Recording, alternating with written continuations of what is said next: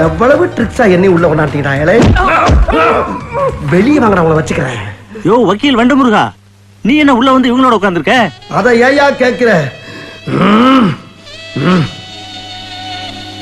உள்ள இருக்கவன வெளியே கொண்டு போறது, வெளியே இருக்கவன உள்ள தள்ளுறதாயா எங்க வேலை.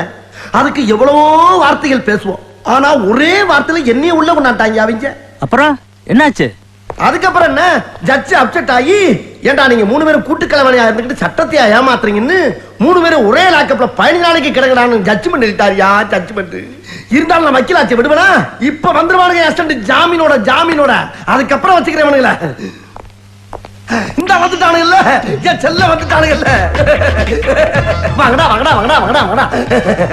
ஜாமீன் வாங்கிட்டீங்களா? அண்ணே, கோயம்புத்தூர்ல இருக்க எல்லா மார்க்கெட் போயிட்டு வந்தோம்னே.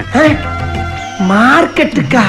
ஆமாண்ணே, மஞ்சள் மீன் இருக்கின்றான், வாழை மீன் இருக்கின்றான், நெய் மீன் இருக்கின்றான், நெத்திலி மீன் இருக்கின்றான், கெண்டை மீன் இருக்கின்றான், கெளுத்தி மீன் இருக்கின்றான். இவ்வளவு ஏன் சொரா மீன் முதற்கொண்டு இருக்குங்கிறான். ஆனா நீங்க கேட்ட ஜாமீன் மட்டும் இல்லைன்ட்டாங்கண்ணே. கடல்லே இல்லையா? டேய், ஜாமீனை போய் யாரா அவங்கள மீன் கடையில கேட்க சொன்னா? என்னென்ன லூஸ் தரமா பேசிட்டு இருக்கீங்க? மீனை மீன் மார்க்கெட்ல கேட்காம ஜவுளி கடையில போய் கேட்பாங்க.